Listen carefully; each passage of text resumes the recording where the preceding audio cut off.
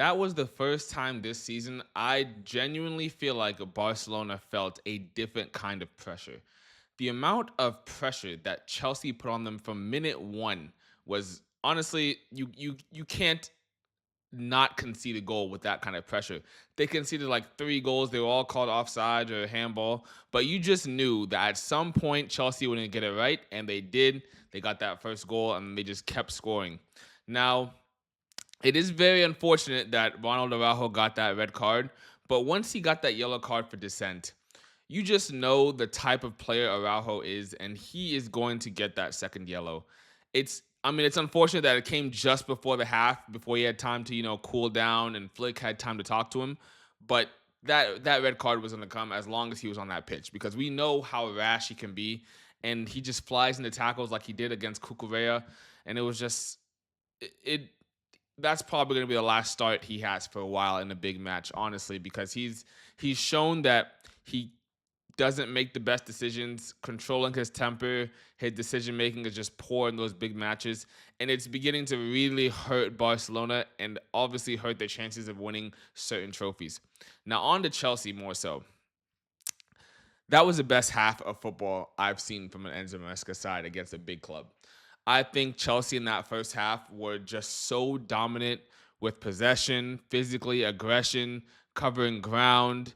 Their tactics were spot on. I know it's by design that Malo Gusto was pressing Balde. I was like, bro, what kind of pressure did Enzo Maresca set this team up to give? Because the way they were pressing Barcelona's players was unbelievable. And I think that's mainly because if Barcelona start to have control of matches, they begin to create way too many chances. They become way too comfortable, and you start really seeing the exceptional players shine at their club, like Fermin Lopez, Ferran, Lewandowski, Frankie de Jong, even Balde with his explosive ability coming out the back.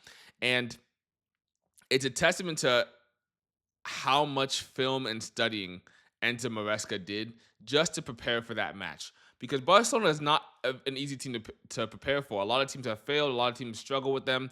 A lot of teams struggle with that offside line. Even Chelsea struggle with that offside line, getting caught so many times. And they're not easy to prepare for just because of the quality of players they have.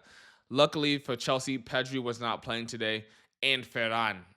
Ferran. Oh my gosh. That chance. That's unacceptable. That miss? No. You can't miss a goal like that or an opportunity like that close to the goal on your strong foot with really no pressure. You just can't. That's on the biggest stage. You expect a player of his quality or a player of anybody's quality on that pitch tonight to bury that, or at least at the minimum put it on target. If the keeper saves it because he made a diving save that was unbelievable, sure. But to not even hit the target and not even be close, that's just unacceptable.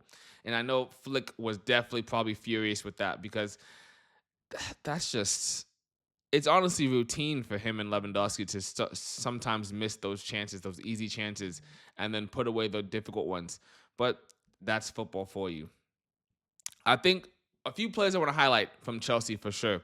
I want to highlight Cucurella, because the amount of pressure he put on all the players, whether it's Lamine Yamal, one of their center mids, whoever, he was pressing whoever. He was going to go win that ball by any means necessary, and I think he got player of the match. And then the wonder kid, Estevao. What a talent that is. The way he dribbles at pace and can go either side, and how deceptive his dribbling is, because you really can't read which side he's going on. I think even for his goal, he cut to his left, cut right back to his right, got around the player, and I'm like, that's not normal. To do it that quick and then finish it like that on your weak foot, that's not normal. And you can see he's growing into football now. Like, we all knew he was talented coming to Chelsea. He settled in extremely well. I'm sure the amount of Brazilian players they have at Chelsea really helped, but now you're starting to see Estevao at full force. He is playing at a level that we saw Lamine Yamal playing at these past few seasons, and now I don't want to say it's a debate because Lamine Yamal is still ahead of him, obviously, but you can see the stardom when Esteval has the ball. The way the stadium gets loud, the way players start going to attack and expect him to do something. And also you notice that when Esteval has the ball, nobody is overlapping him. That's not something that was happening often.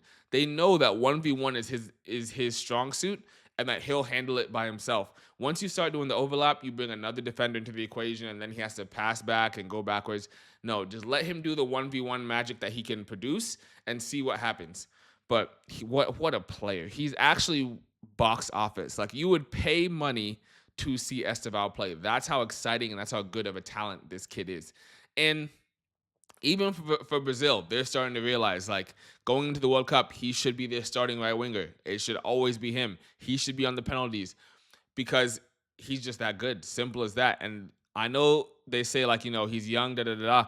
But if you're good enough, you're old enough, and he's clearly good enough. So he should really start, I don't want to put that pressure on him. I don't want people to put too much pressure on him like Neymar had, obviously.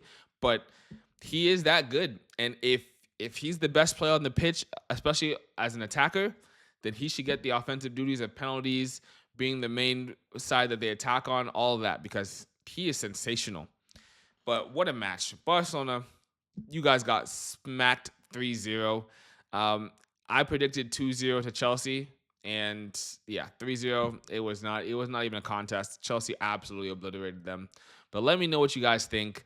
It was an exciting match to watch. That's probably one of the matchups we really wanted to see, Barcelona versus Chelsea. Glad we got to see it early. Unfortunate there was no Pedri and no fit Rafinha